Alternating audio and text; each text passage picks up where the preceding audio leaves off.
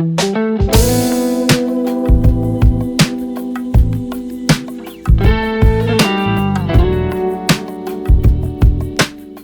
everyone, and welcome to our third podcast of this series that we're doing for XMEs, which is for both founders as well as students. So, this time around, we are trying video instead of audio. Let's see how it goes. I'm quite fidgety, quite stiff, but hopefully it will work out well. Not really particularly fond of being in front of the camera, but let's see how it goes. As it is with most things in entrepreneurship, we'll figure out the way it goes. Today we have Rishi with us. Rishi Kulkarni is a serial entrepreneur, and more importantly, he has transitioned from having a job to his first venture, which was acquired, then started another venture, which was acquired again. Probably very few people in the country have two successful exits in the short entrepreneurial history or the new tech entrepreneurial history that India has. And more importantly, he is a part of NSRCell. His first venture was incubated NSRCell.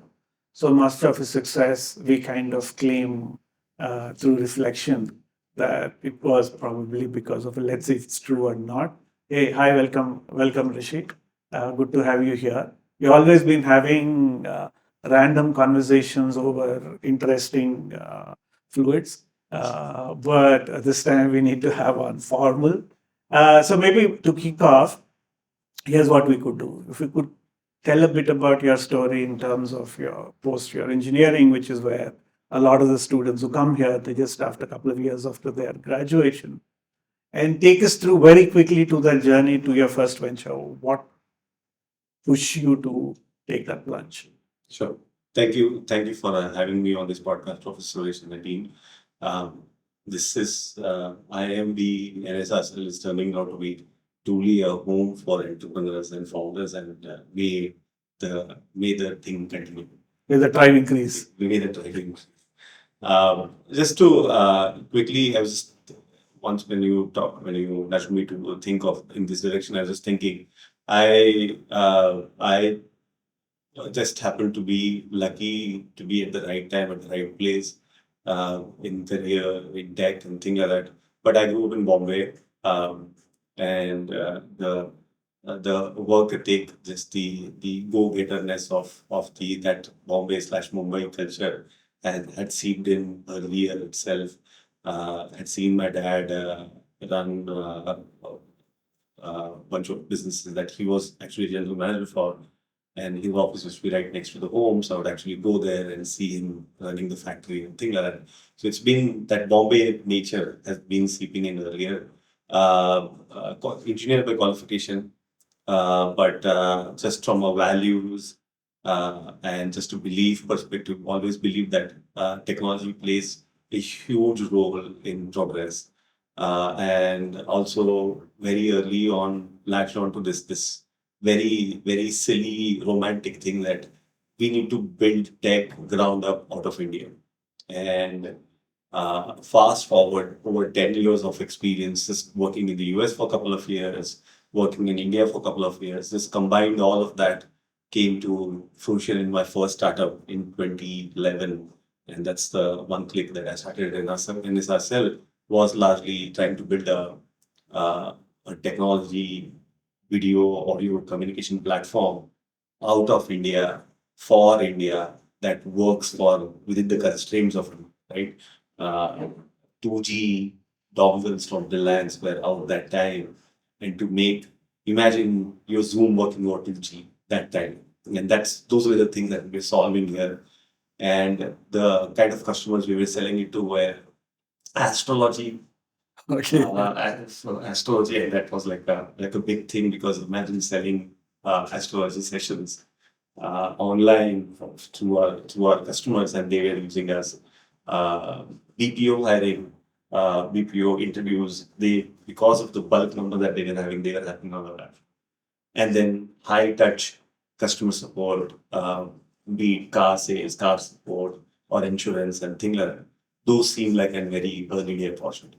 But yeah, it's largely been engineering background, being at the right time when late 90s, early 2000s, internet was shaping up, technology was shaping up, open source was coming in. So there was just confluence of right things happening for India.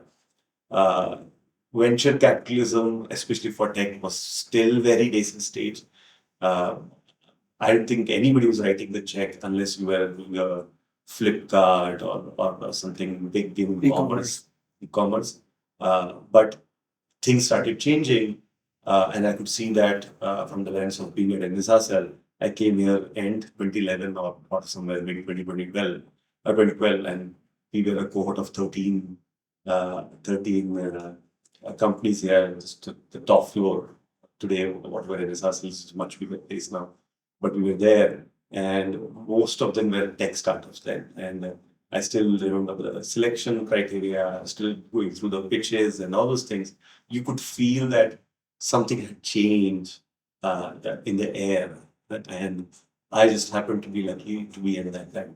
So that was my basically growing up in Bombay, studying engineering, doing a run-of-the-mill job, but just this belief that hey, something is happening in the tech and something needs to be done out of India and not just be buy something off the shelf from California or UK or any of those things.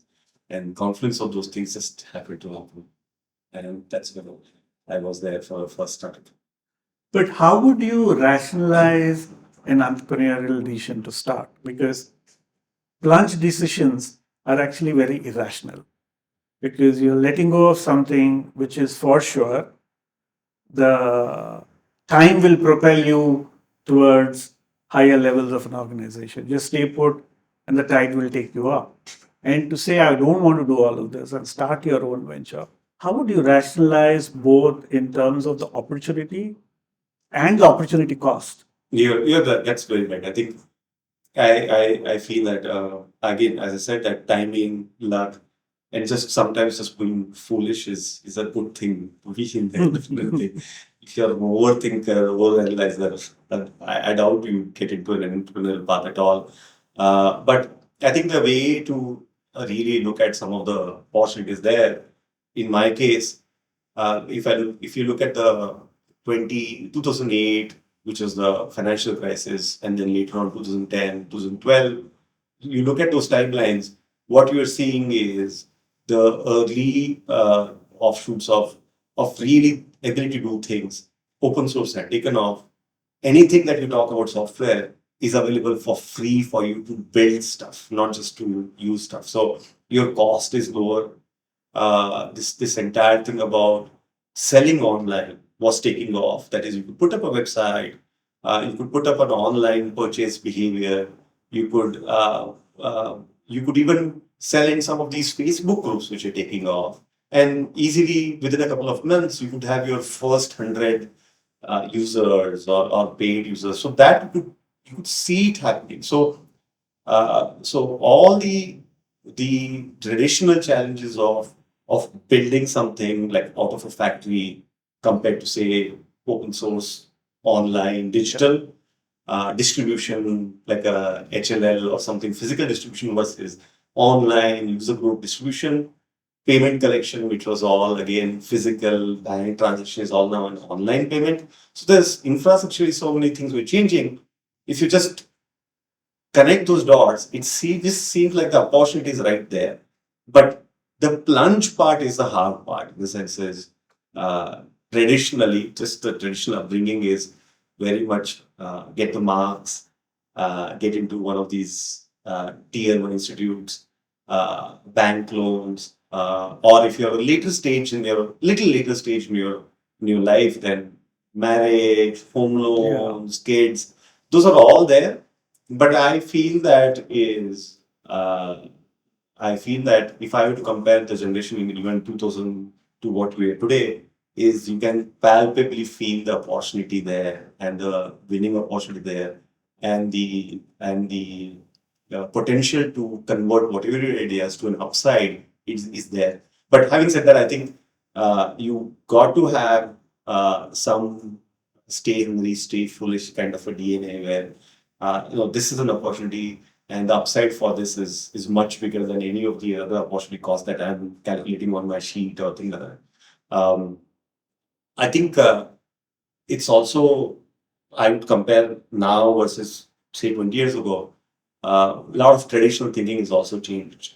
Families, parents, and spouses are a lot more supportive of risk taking now.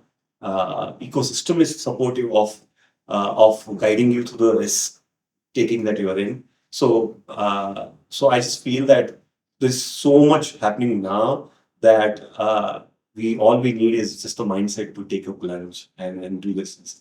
How to basically size an opportunity, how to look at an opportunity. I feel even I didn't know that, and that's where places like NSR sell folks like yourself who are so much into promoting building the ecosystem for entrepreneurship. And we got to learn from there is those these foundations that you built, and we have to use those for opportunities.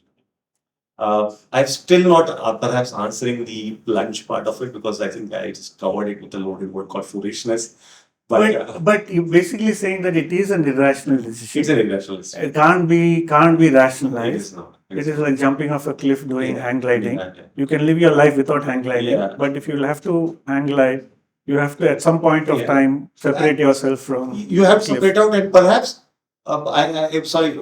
The way I was trying to find out is how can I get off that loaded comment of foolishness is I think it comes back to start building some muscle early on in this behavior. So if you're at a job or a company, there is entrepreneurial opportunities that happen. That is, can you risk your promotion this year or whatever hike, like a couple of percentage, and then try out a new project which is little more sales oriented or a marketing oriented or a particular market oriented.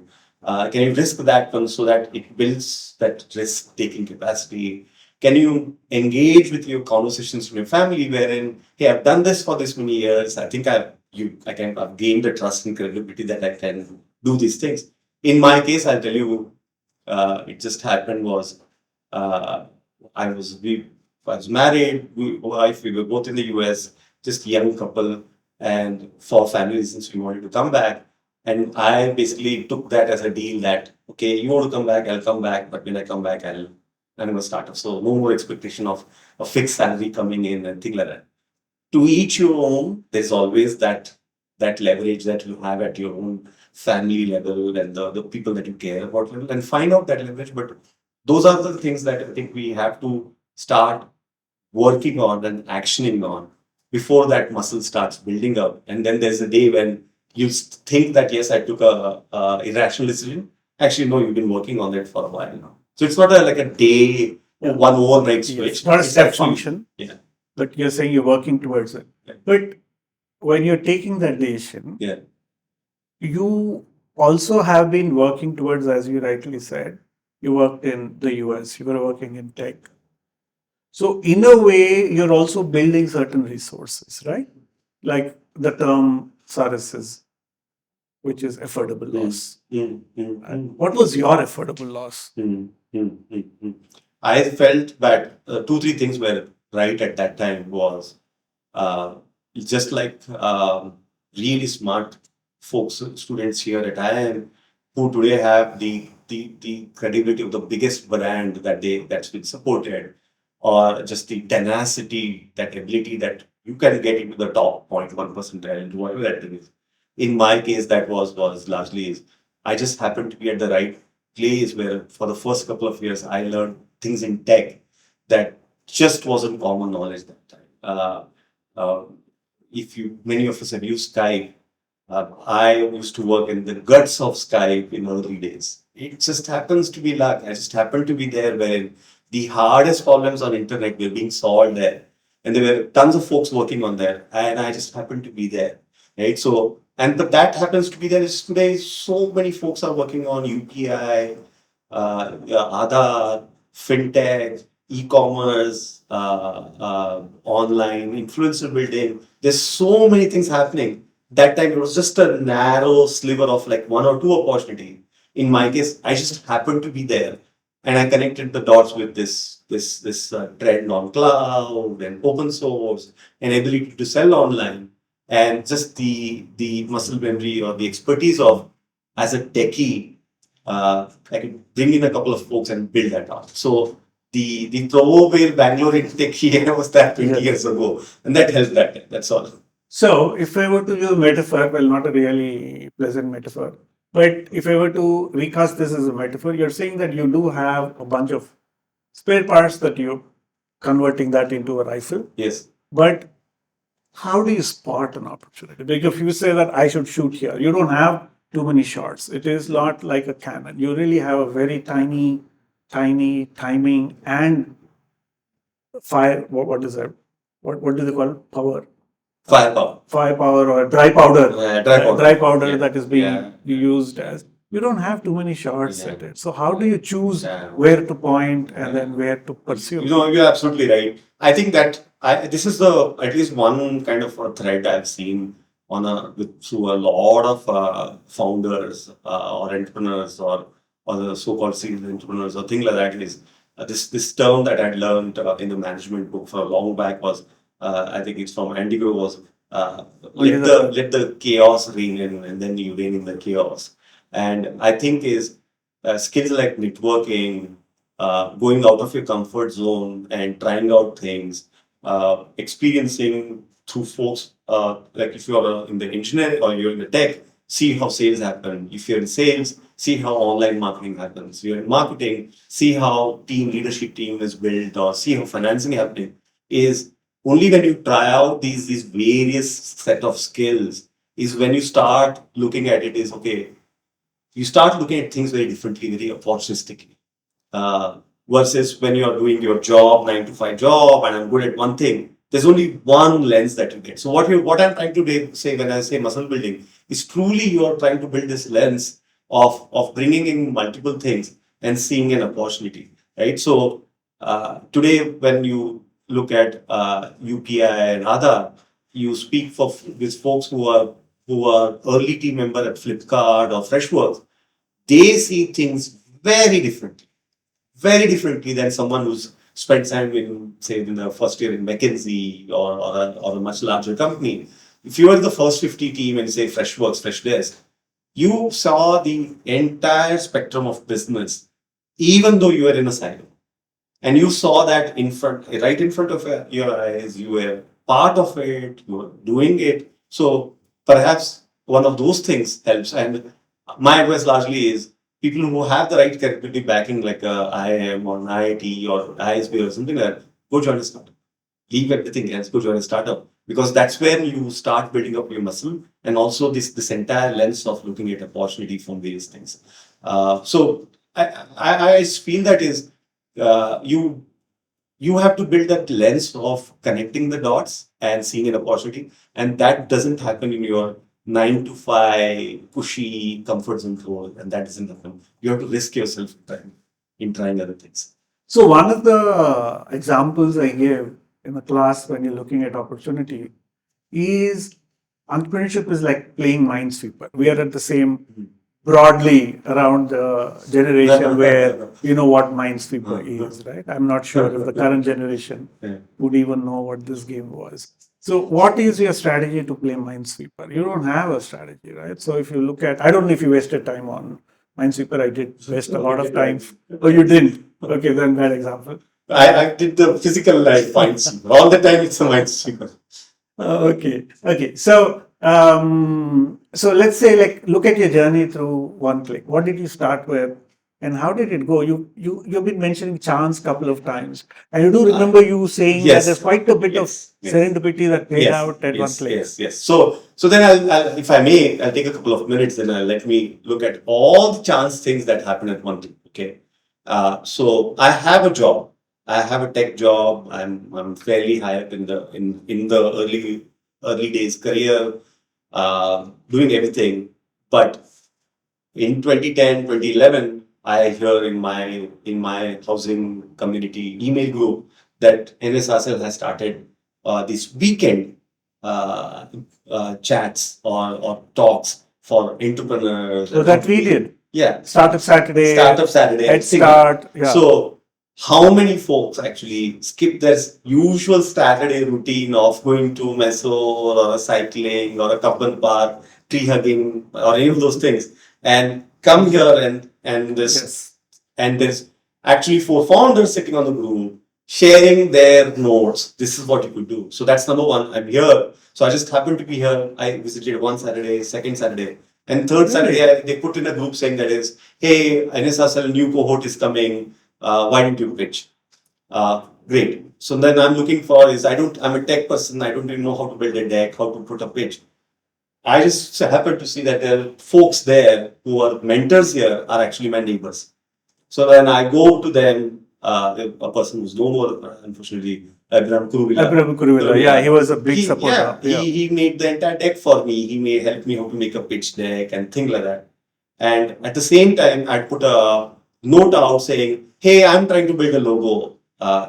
Newbie, right? Yes. The first thing a newbie does is a name and a logo instead of building something or selling something. I put that. And there's this person responds back, hey, why don't I take you for a tea? I'll help you with the logo. I'm like, who is this person? Why is he helping with that person? And we discussing over tea, coffee, half an hour happens, 25 happens. Man, this guy was articulate. He was articulate. I'm super impressed on how he's approaching communication and all those things. I don't understand any of those things. And then he says, I can help you. And I'm like, why will you help you? Who are you and why should I listen to you? Then he opens up his website and he shows me his name. He's a Cannes Award winner. Oh, really? He comes from an advertising background with a Cannes. How often do you run into a Cannes winner in your world here, right? Yeah. So that's the first thing. So when you know that so many things are just falling in line, and then I said oh, I need an office and I'm a little stickler to these legal things. I can't run it out of office. So I put a note that is, hey, I want to start an office, but I have only 5,000 rupees rental capacity. Who will me give this rent? Some VP in Google actually owns a shop there in Bannerata. And he says, oh, I want to support entrepreneurs, but I have this small place upstairs where the security sits. I'll empty him out, you sit there. And then I talk to him, and then he says, I like what you're doing. Here's a check. Oh, I really? still have that check. I've never encashed that check. He just wrote that itself. Like the end of the day, he wrote like a 2.5 lakh, 3 lakhs check in 2010. What this happens now is now you should have the ability to read these signals, right? How can you be at the NSR cell and ability to pitch, somebody able to help you with the pitch deck, someone who knows what communication is, building a logo, and even somebody's writing a check. Something is like that is exactly what we really wanted to do so when people kept asking me, why are you all doing these events? The idea, so who's going to talk? Who are the speakers? I always told these guys, that's irrelevant. The relevant thing is to get a bunch of people together, co-located, and let conversations happen. And you start to notice that, oh, I can do this for you, and that barter system, or you're doing something exciting, people giving you inputs. I do remember some of these guys putting up their website and immediately 700 guys hitting it and giving you inputs, right? Yeah. It was really early days, Yeah, as you rightly said. Absolutely, right? So those happen, and then we put up the product, and then I wanted a salesperson. And then at that time, I was going somewhere, and he said, why don't you come to this football match? I'm like, okay, I'll come there. And there's this kid who's played the football and everything, and he comes by and he says, oh, I have a job in Pina. I don't like going to Pina. Can you give me a sales job? And so, yeah, that's why my first sales hire. He's right now senior director, Freshworks, all of Europe. Really? So Clifton Lobo, check him out. He's a kid playing football. I met him there. So I'm just saying that's just the openness to try out things. But the serendipity isn't helping. No, but so important thing in all of this is to ask. Right? Yes, so if you don't ask, if you keep things to yourself, then you're not going to enable serendipity to come. You're not serendipity, and also you have to this muscle building. I keep saying, right, is you start taking bigger and bigger and bigger risks, wherein you grow bigger, more and more foolish. For example, the first pitch deck that I prepared after NSRCL, a friend of mine said, hey, I know someone in Sequoia who I going to pitch. Like there were seed funds, there were other funds. No, I straight went to Sequoia to pitch. And in the first 5 minutes, he was like, I could see a smirk on his face, like, who's this kid and what is he pitching and what is Technology it? product. Yeah. But all he did was, you know what, at least you made an effort. I'm going to do one intro. Right. Okay. And he made an intro to a seed fund. Now you have to understand, work backwards. There are like 5 or 10 seed funds. There are hundreds of entrepreneurs. Any given day, they have like 50, 30 emails in their inbox. They ignoring. Yes. And a Sequoia partner makes an intro. Right. It just Right. connects. Referral. It just connects. He legitimized. That happens to me in my deck. Now that's Karthik Reddy at Bloom. He comes for the UB City had just opened up that time, and he invites me for a coffee, and he says, I think he was also starting out, right? yeah, that's Yeah. Bloom Fund One. Yeah. So he's also looking for these entrepreneurs, and he says, I don't understand what this tech is, but I'm willing to bet, but you need to get a lead.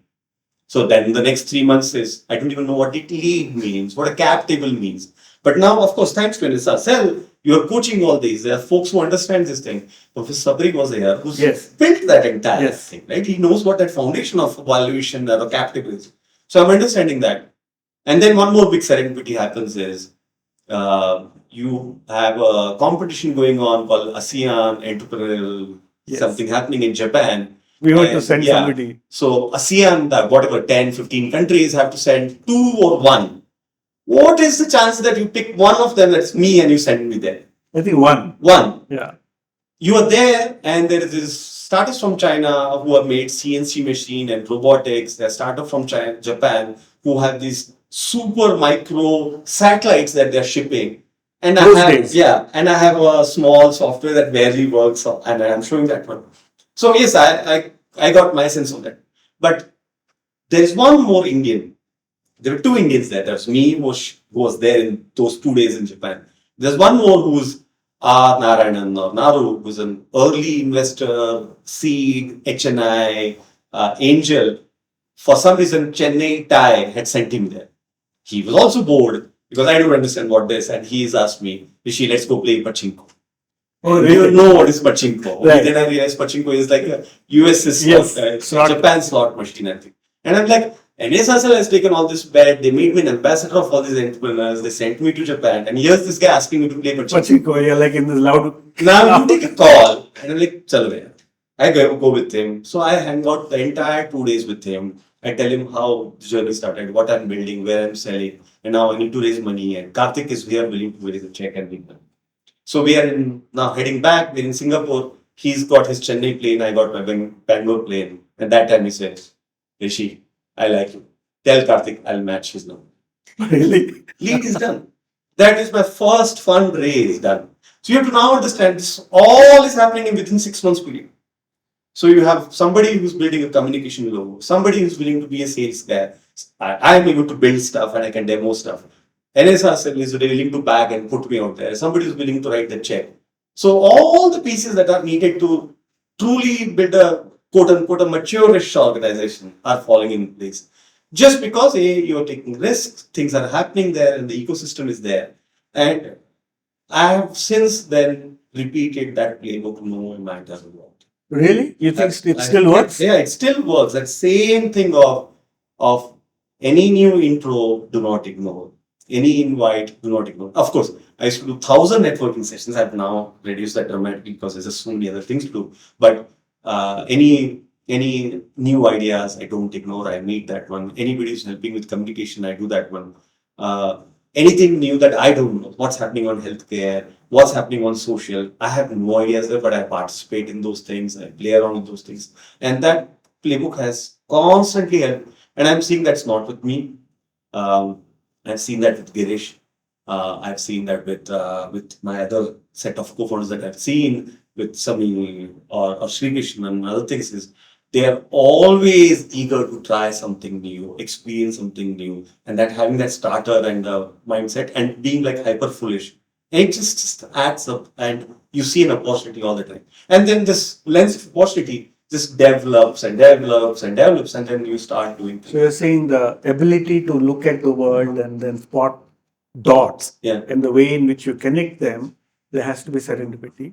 But what you seem to be saying is that sometimes being driven with a very narrow focus may actually come in your way because you are saying that I want to do this, I want to do this, I want to do this. But broadly, you were saying that I don't know, I want to do this, I may want to do this, but you're talking to people, you're getting some signals. So from this noise that is happening, you're able to identify that little signal and amplify that. Absolutely. In the 0 to 1, in your early phase, chaos has importance. And there's a time when you keep the rein in the chaos. But let there be a chaos, let there be these random motions that happens, that opens up new doors, that opens up new ideas, that opens up new networking opportunities, that opens up new partnership. It has to happen. And this entire usual advice very early on of laser focus and all those things, that's actually a very later in the game advice that makes sense. When you're operating at a 20 million, 30 million, 50 million business, that it makes absolutely sense at that time. But in early days, 0 to 1, when you are yourself going through a transformation, let that nudge for transformation come from outside, and you'll be surprised what happens. And it's just that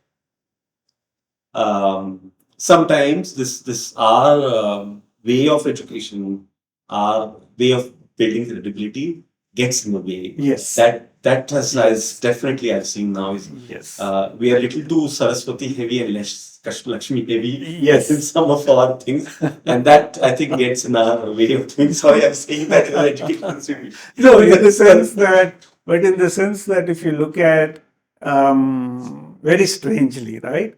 We want to build managerial cadre for this nation. And we are a very specific CAT exam where the definite answers. Building a cadre for jobs that really don't have a right answer, right? Transforming them in order to do selection, saying that you're able to do this, now transforming them to say that, you know what, there isn't no right answer. You need to kind of explore a bit and things like that. But I do remember you saying that your exit from 1K was also a big serendipity, right? Yes. Well, I mean, that's what I'm saying is like the entire 12-year journey has been just like, it's so hard. It's like, oh, you were just in a random Brownian random motion and you just happen to be lucky. Yeah, it could be that way. But to develop a thick skin for that, to allow yourself for that is a nature change in nature, and you can sign up for that. So 2 years a year and a half, of course, I've raised money now, and a year and a half, I've been trying to sell this tech product in India. It's hard. India B2B sales is hard even today, and it was 100 times harder 10 years ago. And I switched to, you know what, I need to sell to US. Then I don't know how to sell to US. The time zones are different. I'm not flying there. I'm here. How to do that? So I started looking for partners. And someone said that, you know what, Zoho is a great culture. Zoho is a great company. And they have a marketplace where things can plug in and they take you to the market. So I found an intro through my investors to Zoho, product managers. So I happened to go to Chennai. But when I was doing that, that particular person was connected. At that time, he quit Zoho and then he joined a newer company called Freshdesk. Oh, is that okay? And he says, you know, Rishi, you are never going to get through Zoho. I know that all. Something will happen here. Okay. Fine. So I now, instead of going to Chennai, Zoho, Perambattur or one of the places, I now go to Velachery, which is around, which is where Freshdesk is. So I go to their offices and I meet the product managers there and doing all these things and things like that. That. So this goes on 1 month, 2 months, and I got a demo and all those things. And 3 months later or something, I got a call. I got a ping from Girish. We'll see you then. Rishi, why don't you come? We'll chat. And I'm going there, and I still, when I land there, you just know that the founder is asked to come there, but he's got a million things. But anyways, I go there. I spent all day, and I'm still talking with product managers and salespeople and other things. And I have no meeting with Girish yet. And it's about 3:30, and I'm heading out. So this is a known secret. It's not that. So about 3:30, Girish takes a nap, like a power nap. He takes a power nap.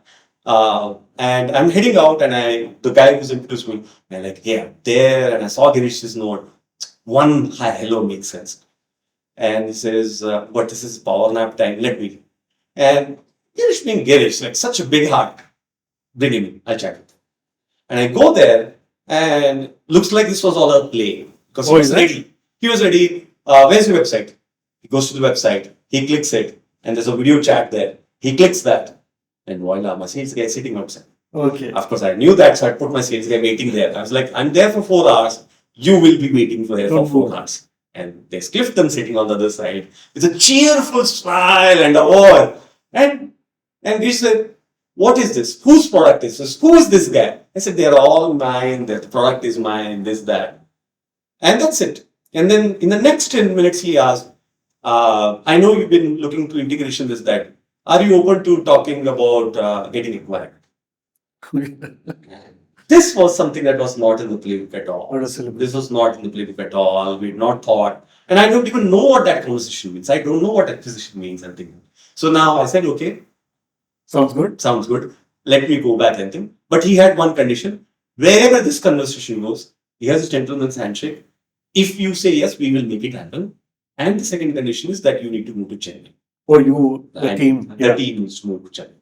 That was it. So I came back, spoke to my investors, and this was exciting. And if I'm not wrong, 1Click as a tech acquisition by a company like Freshworks was perhaps the first acquisition within the entire ecosystem. And there's so much help that came from NSRL at that time. Yeah, because we made mistake with Mango in order to converse, in order to put our value proposition. Because Mango, when it got Of acquired course, with yeah, Qualcomm, yeah. there were a lot of things. Sean came back and said, look, you all need to understand how to negotiate tech because your lawyer doesn't understand, your entrepreneur doesn't understand. Actually, as a nation, we don't understand. Like, we never even believed that you could have great tech come out of India. Yeah. And you have companies like Qualcomm saying that I want to acquire you. Absolutely. And we don't know for what. As in, so Yes. are you going to pay me $100 million? We don't even know Yes. how those conversations Yes. take place. Yes. right? And there's just so many barriers or barriers that you're also breaking, right? There's usually this perception is, oh, are you sure you want to raise VC money? This is perception. Are you sure you want to sell your company? Are you sure you want to get acquired? These are all seen as a negative thing. Whereas in the tech, this is the bread and butter of the tech business. Getting acquired, products coming in, financing happening, VC exits, employee exits is why people get into tech in the first place, right? So you just have to ask yourself the same basics. So this is perhaps just a couple of years being in the US, seeing that thing in action, gave that sense like, hey, something like this happens, and it's not out of thin air that you're trying to make it happen in Bangalore or Chennai. And we just replicating that here. So a lot of things fell in place that time. But yeah, even the exit was just pure serendipity. It must have been one of the early exits for Bloom even, right? Yes, yeah. I think the first exit. Yeah. First exit. Yeah. Bloom was first exit. Perhaps among the first few for NSRL. Of course, first for me in my life. But first for Girish also. First for Axel also. It was a first for so many things, and there was just so many learnings for so many people. What I know came out of that is that it opened up this entire thing is this is possible. This is possible. And since then, Freshworks itself has gone through 8 or 10 acquisitions. And it's now like such a common thing, M&A, that's happening here.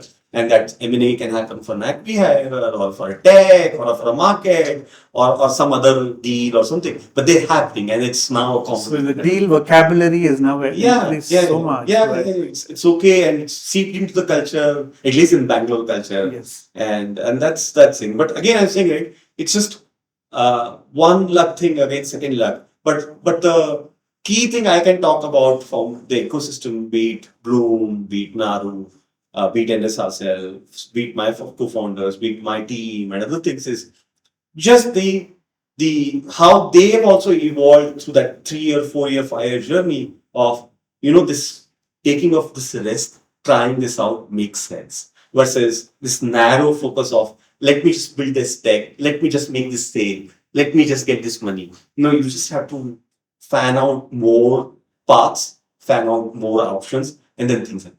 So there is a book called The Luck Factor, apparently. People are lucky. Some people are lucky than others. So I think Richard Wiseman wrote this book, but even did a bunch of experiments to figure out why are some people luckier than others. So he asked a bunch of people to go to a restaurant, a cafe, get some coffee, and then come back and meet. So apparently everything was a setup. So when people were entering that particular cafe, before you entered, there was a £5 note somewhere on the side that is not directly in your vision, but if you've been looking hither, you would have found that £5 note. And then you would go in and talk to the barista saying whatever you want. Apparently, the whole cafe is filled with people, but there's only one seat that is available. In front was a very big businessman of that particular city. So he says the people who were not lucky went straight into the cafe, opened the door, did not look hither, go to the counter, order the coffee, picked it up, sat in front of this man, didn't make any conversation, and left. And the people who are lucky, when Wiseman asked what happened, they said it was a wonderful morning. I was walking up to a cafe, I saw this £5 note. I went and talked to the barista, and I ordered my coffee, sat at this table. As luck would have it, there was this person in front of me who was one of these very big businessmen, and then had this very nice conversation with him. And there were opportunities that he said, in case I'm doing something, I could reach out. Right? So it isn't something that is preordained. It is something that you need to work on. These little things around talking to people next to you, You're absolutely being at places. I'm too busy. I can't come and be a speaker at this event. I don't want to attend this networking event. This purposefulness actually diminishes your all probability of success, well, of serendipity. so that same in many ways plays out in careers and work at workplace also. I've seen you have a lunch gang or you have a happy hour gang, and there are two really separate groups that I see is groups which are very homogeneous and the same kind of groups. It's same techies who hang around. Yes. It's the same sales guys who hang around. Versus there's always a couple of them who will just sneak out. The sales guy hanging out with the tech guys because he wants to know what the roadmap is, or a tech guy chatting with the marketing guy because I don't know why, but he's just curious. Maybe he wants to get more points somewhere else, and the luck there plays out. It's just amazing. I'm not saying that that should be the playbook for everyone, but wherever an upgrade has happened and you see that upgrade has happened because of luck factor, it's because of this. Bridging. This that has happened because of that. Of course, your own skill, your own this one is a path in its own, and not discounting that in any ways. But it's just the wherever you know that there's a step function luck based change has happened. That has happened largely because you are outside your comfort zone, and every time you're outside your comfort zone or a sustained period, good things just happen. So now moving on, you started another venture which you sold. Yeah. But there's a distinct difference in the kind of opportunity you pursued in your second venture from your first venture. You looked at a very uninteresting space.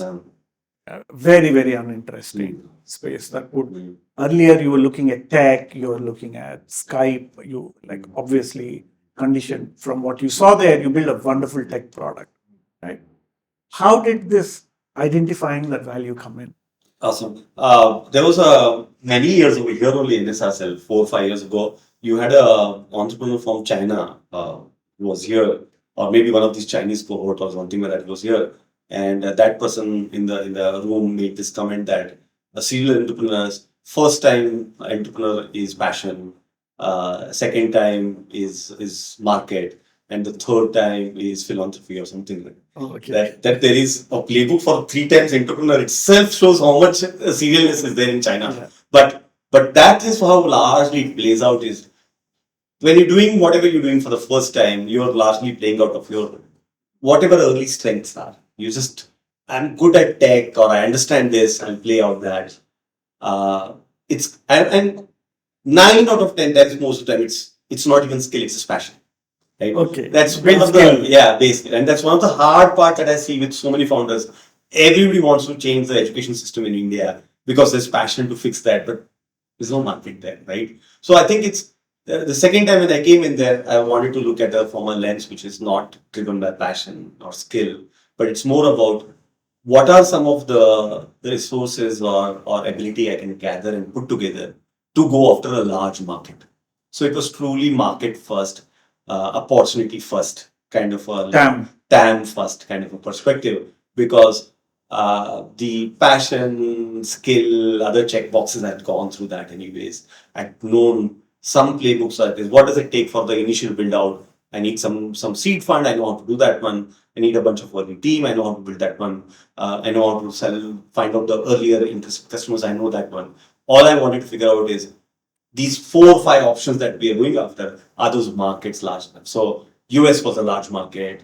Within that, picked up something like an operations, sales operations, which was a perennially evergreen market, but tech hasn't seeped in for a long time. So that seemed. And the third was, at least the last many years, more than the tech, greater user experience has been like the wedge in terms of all opportunities. That is, almost everything is being redesigned, because with a greater user experience, you're able to attract change management in terms of buying behavior or spend behavior, anything like that.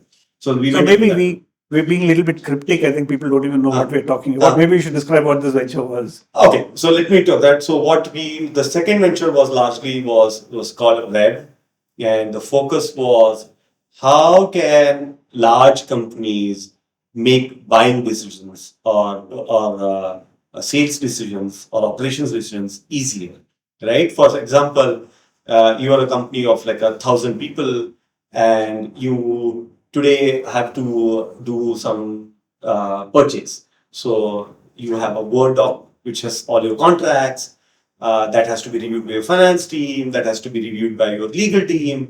That has to be reviewed by a sponsor team, and then it has to go to the buyer, to the seller team. They will do the same thing, and then there are so many contract deals, and then it has to be signed, and then it has to go back into some legal system. What we had seen after many years, that there are tens of people working, there are tens of these. You put that in your hard disk, you put that in your email, you put that in your Salesforce, you put that in. There are tens of places that was put, and this was an extremely inefficient and costly process, and a lot of mistakes happened. And we streamlined it like literally 5 clicks. Literally 5 clicks. Here's your template document. Here's your automated review. Here's your collaboration. Here's your e-signature. Here's your payment. Done. So this is for only contracts, is it? This was, we call it deal desk. Deal desk. Yes, Okay. we call it like the deal management. So it basically solved it for companies like, I'll give you an example, like Masai, who used to have a lot of paperwork to onboard these students, right? Masai is giving a second chance to students so that they get job opportunities. And when you get a job, they take a small slide cut off their salary, so there's contract done. And they used to have reams and reams of papers in rooms, and they had operations teams of 15 people and 20 people. 6 months from our adoption, all paperwork gone. Ops team is now just 2 people, and their scale has gone 10x, right? So from 200 students to 2,000 students, right? So that's the kind of impact that we get from bringing in automation. So we basically, document automation. Yes, we brought in automation in your everyday paperwork, which is at a large company very painful and error prone and just human intensive, and we just automated that. And that was the market we went after. And the market we went after was not India. We went after US. Why? US is just so much of willingness to solve for productivity, so much of willingness to pay for gains in productivity, and also just the repeatability in terms of sales cycles and other things. So we targeted US. We targeted mid market, like $20,000-$30,000 to maybe $100,000 kind of a price, not $15, not $1,000,000. So mid market, and our sales motion was like inbound plus sales supported, assisted sales, we call it. So that was what the market was. And was it easy raising money, raising team? That was pretty simple. No, I wouldn't say any of this was easy. I mean, starting from scratch, all part is hard. I would only say that we committed less mistakes. We ended up with the same repeated mistakes of whom to pitch to, what should be the pitch, whom to raise from, how to raise, how to build the entire valuation, all those things. There's in the early days we've just gone through so many learnings and gaps. So all those things reduced significantly in the second. It's just that, for example, the first one I still remember in 1Click, whenever somebody would ask what your target market is, I'd put 50 countries. Oh, okay. Right? You don't know. You don't know. So I'm like, oh, this is global. This is internet. I can sell it to anyone. Versus the second deck didn't even have a country. It had specifically 3 states that I had mentioned. In US. US. California, New York, Florida. I will sell it only here. So that's what kind of a specificness I had, that is, this is where the buyers are. This is where the market is. This is where the price point is. This is where the sales pitch is going to be, and we'll sell them. So where is it we're talking about 50 countries and where we're talking about 3 states within one country? Right? That's like the reduce the number of mistakes. Even now I'm looking at even the 3 states was like perhaps a mistake. Maybe perhaps just start with one city or one town, one set of businesses, and then go after that. So basically, because this is a very common problem across all businesses, Common, irrespective of the size of the business. irrespective of the size of business, it is a Or very were you common looking problem. at a certain size? No, what you're looking for is a early traction. What you're looking for is a momentum. What you're looking for is learnings, like fast feedback and learnings. And what you want to look at it is like a cohort of people that I will try this out, and this works for the next 3 months, I'll double down. If this doesn't work, let me change the entire code. Versus, oh, I'll sell in India also, I'll sell in Middle East also, I'll in Singapore also, I'll sell in US. Legal systems are different, contract system is different, buyer behavior is different, everything is different. I don't even know what to compare, what to win, right? And you have limited resources. How do you build out a sales channel? How do you build a marketing channel? How do you build a product for these companies? Those becomes the challenge. So the only difference between the first time and the second time was still the same number of mistakes. It's just that it were new mistakes and not new. Okay, so not the ones that you made Yes. earlier. Okay. So again, what was the decision to sell it? Why did you want to scale it to multiple? No, regions? I felt that the learning from the first exit was, if you find right kind of employees, right kind of investors, right kind of acquisition partners, right people, great human beings, great market, great opportunity, awesome upside, explore. Don't give up for some theoretical perceptions that you have. Just go for it. That was the learning out of that. Freshness went IPO, Freshworks, such a huge upside for everyone. It was a cultural ecosystem changing behavior that happened. Yes. Personally and for the teams, it was such an upside. And Girish, Freshworks team, great human being, great people. You want to work with somebody like that, right? So something that's really, SaaS is such a growing space, redefining of the landscape kind of a thing, and Girish is leading that, and you'll be part of that. Something similar happened in legal also in the second acquisition. Really awesome team, great market. LegalZoom is a 20-year-old biggest brand in SMB. In the US? In the US, they are a 20-year-old brand, biggest brand in SMB. Awesome leadership, great opportunity to learn. So it's a journey that you are on for many years, that you want to win in this market, you want to go in this market, and that aligned. And there were also some other forcing functions that happened. Was we were among the first companies which were hit very hard by COVID. Oh, yeah. We would raise money, the product was built out, community was built out, we pivoted. We were doing just fine, but a sustained global impact like COVID, which is not 1 quarter, we're talking about 6 to 8 quarters kind of impact.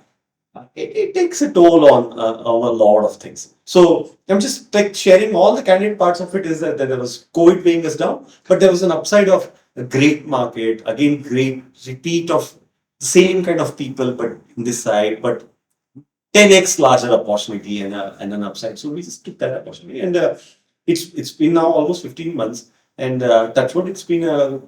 Looks like the right call, and things are just working fine. So Now that if we were to say you've been successful twice, does it start putting pressure on you that you need to display a certain level of wisdom that comes by like a successful entrepreneur? You need to be right. You need to say the right things. You need to say the things that matter. Is that how I the know success that. sits with you? It happens, and I don't think that's only in the context of a entrepreneurship or exits or something. Um, I think the hardest part is to have a starter mindset or a Okay. 0 to 1 mindset. The hardest thing is to always think first principles. The hardest thing is uh, to stay hungry and stay foolish, because as you go through this journey, you evolve, you quote unquote mature, expectations change, but but at least wherever I am right now, my co-founder, my teams, we try to stay foolish, we try to stay startupish. But yeah, you are right that that expectation comes in, to focus on a few things, to create a particular kind of an aura and thing like that. And that's there. That's always the expectation. But it's a constant fight. Stay hungry, stay foolish is still the right advice. So, but To you think you still have that part of you, which if you were to start again, and things are not aligned as they've been aligned this time, you would still be comfortable saying that at the end of the day, sometimes you can't even read the chaos. Yeah. I think embracing failures. You Uh, haven't been. You're not a no, failure no, no, by any stretch. no. I think we've been counting only the upsides of it. The We only unlucky, always count the yeah, hits. the unlucky part of it. If you were to count, there were a lot of hardships. The day I got into NSR cell through 1Click, this was August, September, or something like that on that year. That particular week, the co-founder decided, no, this doesn't work for me. He left. He left. Right. So that's there. Uh, You could have become yeah, Zooms of the world. yeah, right. So that's there. And I'm seeing money happening, growth happening, everything's happening. But tech funding early to 2010 outside e-commerce wasn't big at all, Yes. right? So I've raised money from HNIs and all those things whose expectations are very different. Team churn, the personal toll that it has taken. Yes. Yeah. So all those things are there. So what you see is largely just the good things.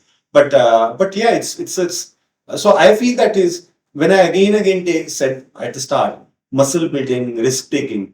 I think what I meant by that is you're developing a thicker skin. You're building a ability to face more failures. And like Karthik had this thing is the ability to walk through the wall.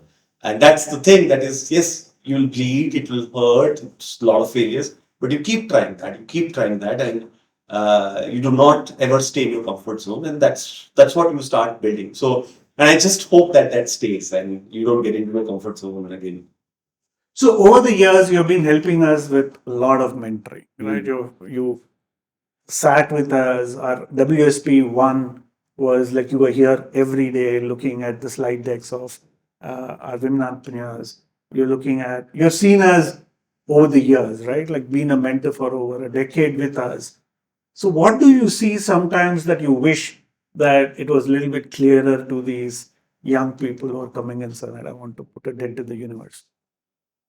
So let me first say is I think the in the last 12 years, while you've been counting all the success things for my side, but I think the biggest success story for India, for Bangalore, for the entrepreneur thing has been the consistent growth and the maturity of NSR Cell as the premier number one incubator of this country, hands down. Thank you. That Yeah. has been the biggest growth story that we founders create a noise and hide away, whereas that should not be the case. NSR Cell needs to be the forefront of it. And So you think we should make more noise? we should make more noise. The founders here should make more noise. And coming back to when I really meet the awesome entrepreneurs out here, is I feel that they aren't, but while they're using everything, they stepped their foot into this ecosystem itself is the first right decision that done. But being consistent about that to be extractive of value of NSR self is perhaps the biggest change that I would ask of all the entrepreneurs. Don't ask what NSR NS self can can do do for for you, right? And not even like, not that I'm not asking the Kennedy thing, what you can Yes. do for them, not even that. Ask what can I extract here? Yes. Because you've been the most open Yes. book that has been there here. How can I extract most value? Don't, the trees here and the nice buildings are not the value add. They are not the value add. The doors that you can open, the brand that you can offer, and the 13 versus 1300 entrepreneurs that are here right now in the last 10 years, that I think is the biggest opportunity. I'm consistently seeing when and that's also because I get to the ringside view of folks from across, is ideas have been tried before, many have succeeded, many have struggled, and yet another one founder comes and they don't even know what others have tried. And my They thing haven't is, done their homework. just reach out to them. So Yeah. that's my only ask is NSRSL today is hands down the best YC level system that's there in India today. Be extremely extractive. Be the leech that you can be possible. And NSRSL won't judge you. They'll like embrace you. Yeah, just leech us out and you get the value. I think that's the constant missing piece that I see. Selfies are not what to be extracted out of this place, is what my ask is. Yeah, exactly. Exactly. I keep telling people, even to our MBA students, that Mithun of Carrot Lane, Yes, he met Titan CEO Bhaskar Bhatt on campus, and he went and pitched his idea to them. Like he knew something was going to happen, and then Titan was interested. But the fact that here was a person that you could meet not in his office, but in a completely different location. People, there's so many of them walking around. You could get, look at the number of managers who walk, right?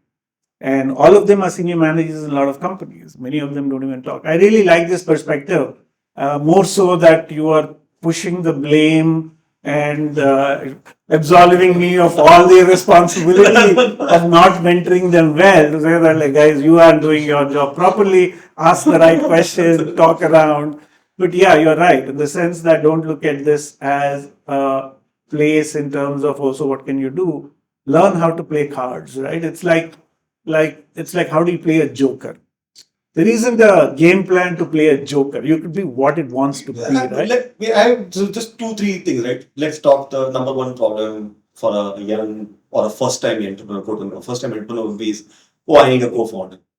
What better place to find a co-founder in this 90 plus acres place than all of Bangalore or all of Chennai? Where will you find that? How will you even approach that? Take women co-founders. Where will you find your co-founder? Whereas you can actually find them there. That's number one. Number two is, where will you find one place where almost every business model and every market has been tried, has been iterated upon, and that has been documented and recorded and shared, and you can scratch the surface and really learn your few lessons that you're going to learn in 6 months, pick up in 6 days, right? That's number two. And number three is also is just, I think with this again, something that everybody keeps talking about, this Amazon guy, Jeff Bezos, is the regret minimization, right? Okay. So for me, the opposite is morale maximization. That is right. Okay. You need your constant energy. Your morale needs to be high. Your team needs to be high. And this is like the most awesome source of that morale high, right? You have your co-founders. You are able to share your personal challenges. Your family is not supporting you. Your co-founder is not supporting you. Your employees are not doing what they're doing. Your customer is not closing the deal. You're not raising the money. All of that can be talked about over a tea, coffee, or some other fluids, whatever is there. Not legally on campus, but then there is enough watering holes in the neighborhood. So I feel that be extremely extractive of the value that NSSL offers. That culture is baked in. There is no hiding of stuff. There is no barriers here at all. Everything is yours here, and be extractive of that. And that's, I think, the most standout feature of this institution here compared to IISCs or IIT Madras or anybody is there. It's the most open ecosystem and supportive ecosystem within the entire country. Well, thanks a lot. So basically asking, so here's folks on that really high note. Probably we'll take a pause here and stop. So what I've noticed over the years is that there are fewer people coming to campus. COVID has really hit. Bangalore is becoming not a very great city to travel around and be here. We still do events. We still have an open space. But one thing that I have noticed is reduction in the kind of excitement because people are not coming and meeting each other, being very purposeful, talking on Zoom. Zoom doesn't get you to have this conversation at Prabhakar after your meeting to figure out some random stuff, right? And that no purpose conversation can lead to a lot of interesting stuff. So thanks a lot, Rishi. Thanks a lot for coming and giving your time again. Thanks for having me. We are going to lean on you forever, for quite some time, I guess. So thank you once again. Thank you. Yeah.